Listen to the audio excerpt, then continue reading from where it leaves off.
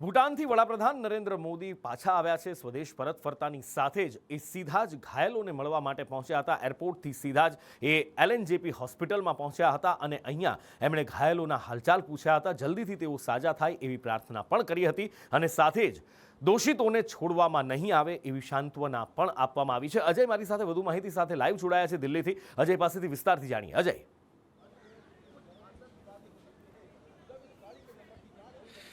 देखिए, निश्चित तौर पर नुपुर आज कई तरह के डेवलपमेंट हुए। सबसे लेटेस्ट डेवलपमेंट यही है कि दिल्ली पुलिस की तरफ से एक अलर्ट जाहिर किया गया है, न सिर्फ पूरी दिल्ली के लिए बल्कि इसमें यूपी पुलिस और हरियाणा पुलिस को भी एक इन्फॉर्मेशन दी गई थी कि जिस कार में 10 तारीख को ब्लास्ट हुआ था लाल किले के सामने, दरअसल वो कोई अकेली कार नहीं थी बल्कि उन आतंकवादियों के पास एक और कार थी। उसके अलावा जो इको स्पोर्ट्स फोर्ड और उसका नंबर भी रिलीज किया गया है और इस नंबर से अवगत कराया गया और ये कहा जा रहा है कि ये नंबर अभी भी हो सकता है कि दिल्ली, यूपी या हरियाणा में घूमती हुई पाई जाए। लेकिन सर्च ऑपरेशन के लिए 5 टीमें बनाई गई हैं और सबसे पहली नज़र यही है कि जहां भी अगर वो इको स्पोर्ट्स घूमती हुई नज़र आएगी या उसकी लोकेशन अगर ट्रेस होती है तो उसे धर दबोचा जाएगा और आगे की कार्रवाई की जाएगी।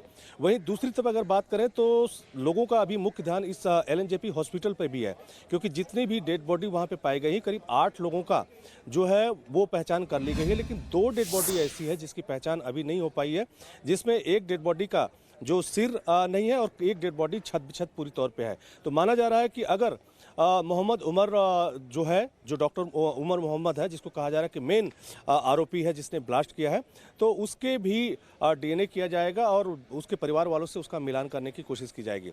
वहीं तीसरी तरफ जो सबसे बड़ी बात आज खुल के आई कि फरीदाबाद में जो छापेमारी जम्मू कश्मीर पुलिस की तरफ से की गई थी उसमें मुजम्मिल और डॉक्टर शाहीन के अलावा उसके भाई परवेज की भी संलिप्तता है और ये माना गया कि एक पूरा रैकेट है जिसकी एक महत्वपूर्ण कड़ी जो है डॉक्टर उमर मोहम्मद भी है, जो कि इस पूरे हमले में मारा गया है लाल किले के ठीक सामने। तो दोनों का एक लिंक उभर के सामने आया कि तुर्की का दोनों का पासपोर्ट बना हुआ था, उन्होंने तुर्की का विजिट भी किया था और ऐसा कहा जा रहा है कि टेलीग्राम के जरिए ये दोनों जुड़े थे। उसके बाद कहीं ना कहीं जैसे मोहम्मद के इशारे पे बहुत सारे प्लानिंग को उन्होंने अंजाम दिया था।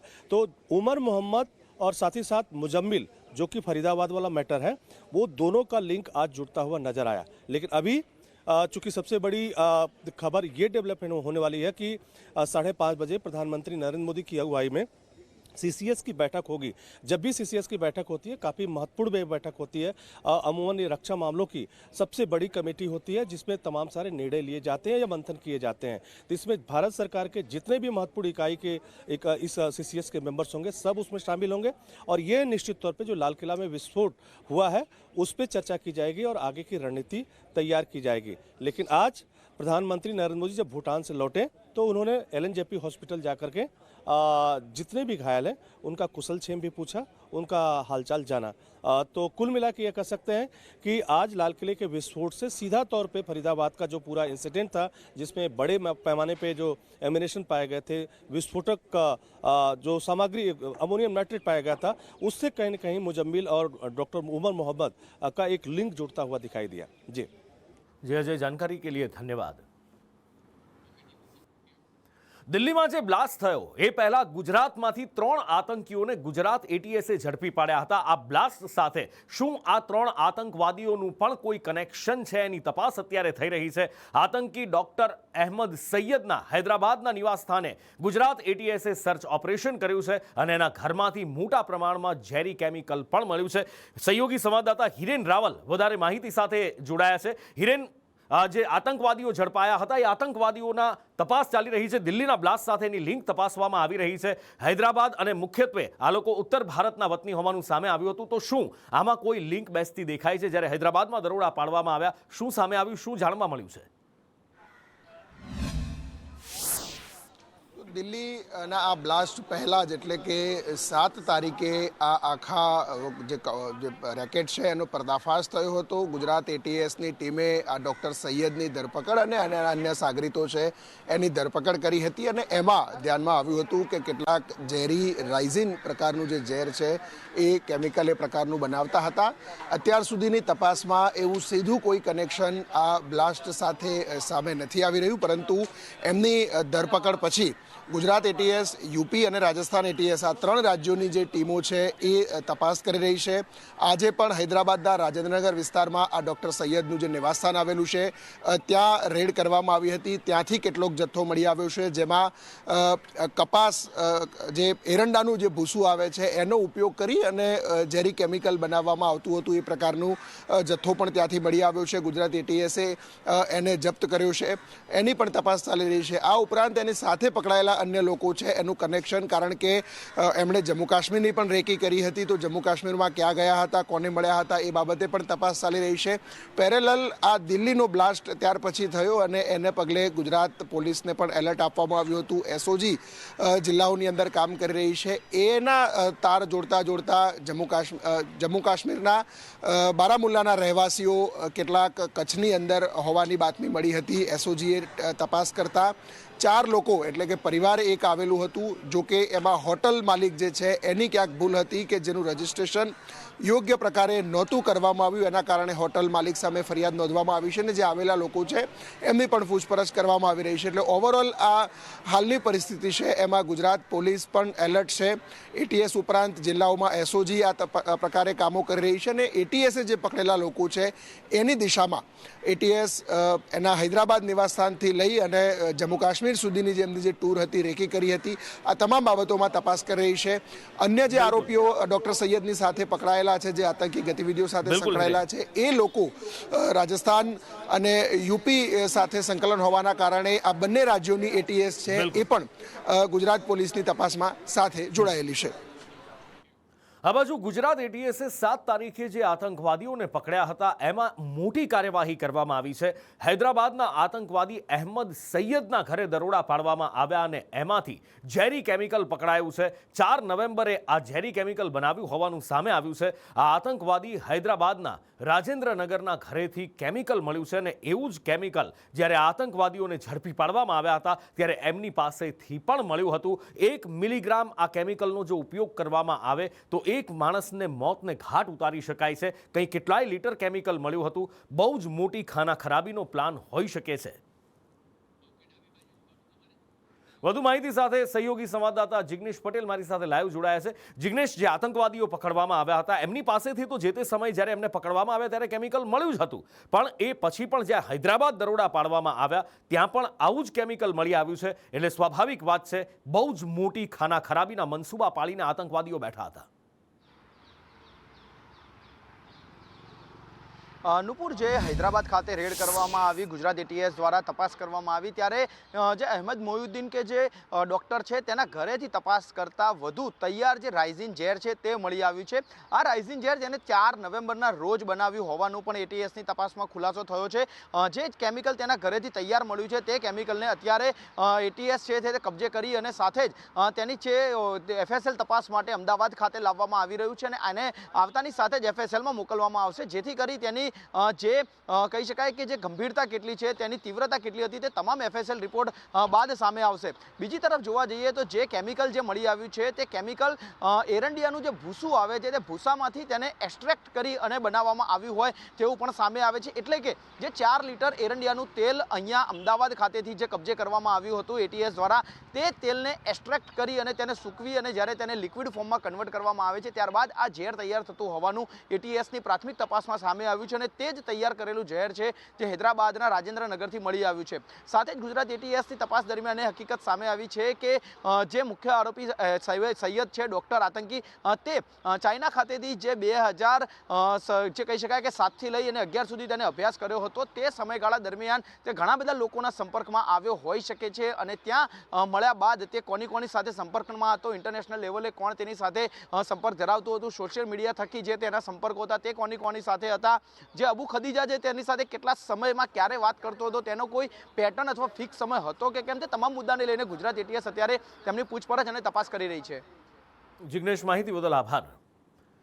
હવે વાત કરવી છે ખેડૂતોની. માવઠાના મારથી ખેડૂતો બરબાદ થઈ ગયા છે. સરકારે સહારો આપ્યો પણ ખેડૂતો કહી રહ્યા છે કે પૂરતો નથી ને આ બધા વચ્ચે રાજકોટ જિલ્લા સહકારી બેંકે ખેડૂતો માટે એક મોટો નિર્ણય લીધો છે. આ બેંક ખાસ કૃષિ લોન યોજના બેંકે જાહેર કરી છે, જેમાં 1 વર્ષ માટે 0% વ્યાજે 0% વ્યાજે ખેડૂતોને લોન આપવામાં આવશે.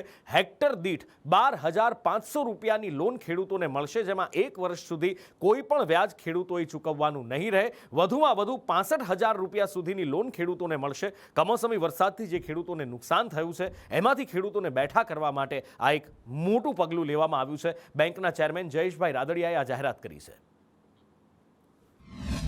સમગ્ર રાજ્યમાં થયેલ કમોસમી વરસાદથી રાજ્યના ખેડૂતોને ઊભા પાકમાં ખૂબ મોટી નુકસાની થયેલ છે.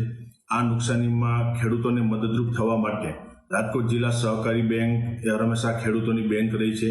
રાજકોટ અને મોરબી જિલ્લાના મંડળી મારફત બેંક સાથે જોડાયેલા 2,25,000થી વધુ ખેડૂત સભાસદોને આજે બેંકના બોર્ડ ઓફ ડિરેક્ટરે નિર્ણય કર્યો છે કે હેક્ટરે 12,500 અને વધુમાં વધુ 65,000 રૂપિયા સુધીની કૃષિ લોન 0%એ 1 પણ રૂપિયો વ્યાજ લીધા વગર 1 વર્ષની મુદત માટે આપવાનો આજે બેંકે નિર્ણય કર્યો છે. એની જાહેરાત કરું છું.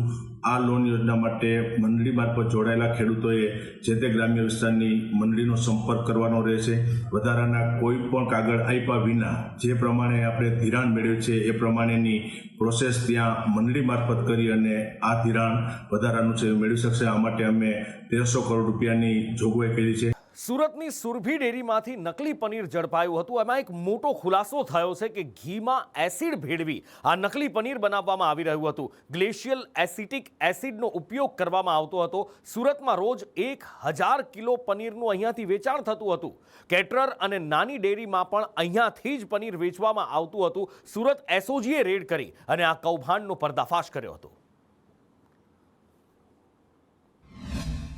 સુરતની અરાજન ખાતે આવેલી સુરભી ડેરીમાંથી ગઈકાલે નકલી પનીર ઝડપાયું હતું, જેમાં મોટો ખુલાસો થયો છે કે આ સુરભી ડેરીના માલિકો છે તે રોજનું 1,000 કિલો નકલી પનીર વેચી મારતા હતા. ત્યારે ડીસીપી સાહેબ છે જે તપાસ કરનાર અધિકારી છે તેમની સાથે વાત કરીશું. સાહેબ, કઈ રીતે તપાસ કરવામાં આવી છે અને કેટલું રોજનું પનીર વેચી કાઢતા હતા આ લોકો? આ લોકોને જ્યારે એના તમામ યુનિટોની રેડ કરવામાં આવી તો આપણને 955 કિલોગ્રામ પનીર મળી આવ્યું છે. એનો અર્થ એવો થયો કે આ લોકોની પાસે સતત આ 955થી 1,000 કિલોનો સ્ટોક રહેતો હશે અને એ લોકો છૂટક પણ વેચાણ કરતા હતા અને બીજા નાના સબમાં પણ વેચાણ કરતા હતા. તો આ તપાસ હજી અમારી ચાલુ છે અને આ લોકો ઉપર એનો જે નમૂનો લીધો છે એનું જે રિઝલ્ટ આવી જતા તાત્કાલિકના ધોરણે ભારે કલમોથી ગુનો દાખલ કરવામાં આવશે. રાજ્યમાં ધર્માંતરણ એક મોટી સમસ્યા છે એનો પુરાવો ભારતીય જનતા પાર્ટીના પ્રદેશ પ્રમુખ જગદીશ વિશ્વકર્માના એક નિવેદનમાંથી મળ્યો છે. સુરતમાં એક કાર્યક્રમ હતો અને એમાં જગદીશ વિશ્વકર્મા સંબોધન કરી રહ્યા હતા. એ વખતે એમણે કહ્યું, ખ્રિસ્તીઓની મોજાળમાં ન ફસાશો. પરધર્મ કરતાં આપણો ધર્મ ખૂબ સારો છે. સંસ્કૃતિ, ધર્મ, પૂર્વજો ઉપર શ્રદ્ધા રાખો. ખ્રિસ્તીઓની મોજાળમાં ના ફસાશો. ધર્મથી સારો ધર્મ એ આપણો જેટલા પણ ધર્મ છે એમાં સૌથી સારો આપણો ધર્મ છે. મિત્રો, પોતાની સંસ્કૃતિ, ધર્મ અને પોતાના પૂર્વજો પર અટૂટ શ્રદ્ધા રાખજો. જેવા મંચ ઉપર અહીંયા આવ્યા એટલે ભગવાન બિરસા મુંડા, માતા દેવ મોગરાજી, ભારત માતાના ફોટાને ભગતજીએ સરસ પૂજા કરાઈ, અર્ચના કરાઈ, પુષ્પ ચડાયા, સાથે સાથે શ્રીફળ વધેર્યું. મિત્રો, આ બધી આપણી પરંપરા આપણે જીવંત રાખવી પડશે. અને આ બાજુ નીતિન કાકાના મનની વેદના પણ છલકાઈ ઉઠી. ભાજપનો એક સ્નેહ મિલન કાર્યક્રમ હતો અને પૂર્વ નાયબ મુખ્યમંત્રી નીતિન પટેલે સ્ટેજ ઉપરથી ચાબખા માર્યા. કહ્યું કે ધારાસભ્ય બહારગામના છે, હું બહારગામનો નથી. 50 વર્ષથી કરીને હું જોઉં છું.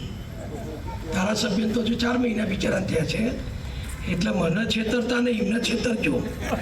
આજે આપણી સરકાર બની, વડાપ્રધાન તરીકે મુખ્યમંત્રી તરીકે નરેન્દ્રભાઈ આવ્યા અને 2007માં ગુજરાતના સ્થાપનાના 50 વર્ષ થયા, 2060થી એમાં 10માં.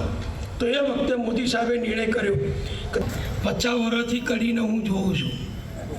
ધારાસભ્ય તો જો 4 મહિના બિચારા થયા છે એટલે મને છેતરતા નહીં, એમને છેતરજો. કડી નગરપાલિકાને અત્યારે તો એટલી બધી ગ્રાન્ટો આવે છે કે સભ્યોને ક્યાં વાપરવી એ સાચું કામ કરો તો બાકી ક્યાં જતું રહે તો ભગવાન જાણે. કઢીમાં હસશો નહીં, હું બેઠો ત્યાં સુધી ખોટું નહીં થાય.